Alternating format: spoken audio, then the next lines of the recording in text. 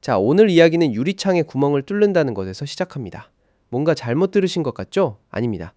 테슬라가 진짜로 유리에 구멍을 뚫는 특허를 따냈어요. 그것도 아주 정교하게 수천 개씩. 지금부터 그 이야기 제대로 풀어드릴 테니까 끝까지 같이 봐주세요. 아이러브9 구독 아직 안 하셨으면 지금 바로 눌러두시고요. 테슬라가 미국에서 공식적으로 취득한 특허 이름이 뭔지 아세요? Automotive Perforated Insulated Glass Structure, 번역하자면 자동차용 천공단열 유리 구조입니다. 이름만 들으면 굉장히 딱딱하고 기술적이죠. 그런데 이게 실제로 어떻게 작동하는지 뜯어보면 생각보다 훨씬 영리하고 흥미롭거든요. 그래서 오늘 제가 하나씩 다 풀어드리려고요. 먼저 기본 구조부터 이해하셔야 해요. 지금 우리가 타는 일반적인 차량의 선루프나 파노라마 루프는 단순한 단일 유리 패널입니다. 유리 하나에 틴트 처리하고 자외선 코팅 입히고 그게 전부예요. 그런데 테슬라가 이번에 특허를 낸 구조는 완전히 다릅니다. 샌드위치 구조라고 이해하시면 좋아요. 가장 바깥쪽, 그러니까 하늘을 향하는 쪽엔 기존처럼 단단하고 견고한 일반 유리가 있어요. 비도 맞고 외부 충격도 버티는 외층이죠. 그런데 실내 쪽, 탑승자의 머리 위를 향하는 내층이 완전히 다릅니다.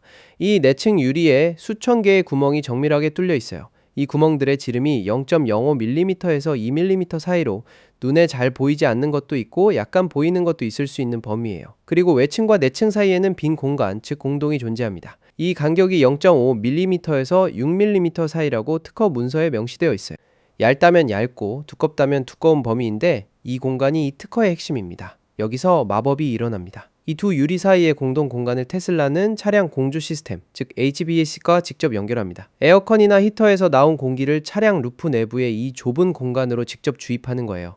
그러면 그 압력을 받은 공기가 내층 유리의 수천 개의 구멍을 통해 고르게 실내로 퍼져나오는 구조입니다.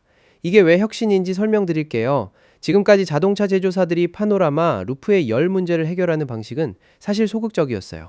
틴트를 짙게 하거나 UV 코팅을 강화하거나 아니면 아예 차양막을 달거나 근본적으로 햇볕이 유리를 통과해서 실내로 들어오는 걸 막는 데 집중한 거죠. 그런데 이 방식은 한계가 있어요.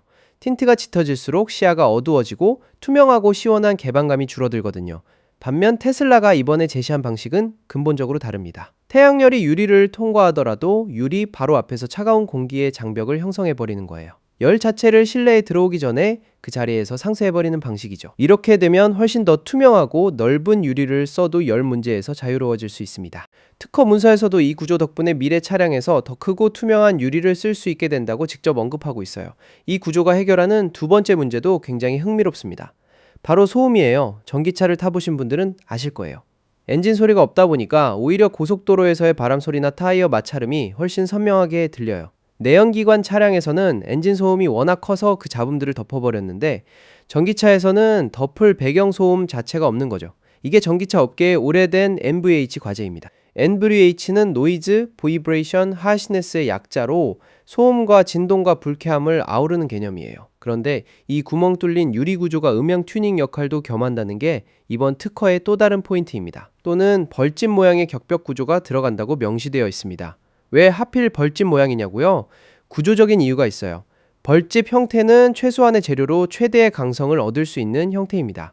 자연이 수억 년 동안 연구해온 최적 구조죠. 벌들이 이유 없이 그 모양을 선택한 게 아니에요. 이 내부의 육각형 격벽 구조는 세 가지 역할을 동시에 수행합니다. 첫째, 두 유리층 사이의 이중 유리 시스템을 구조적으로 지지해서 전체 루프가 단단하고 파손에 강하게 만들어줍니다.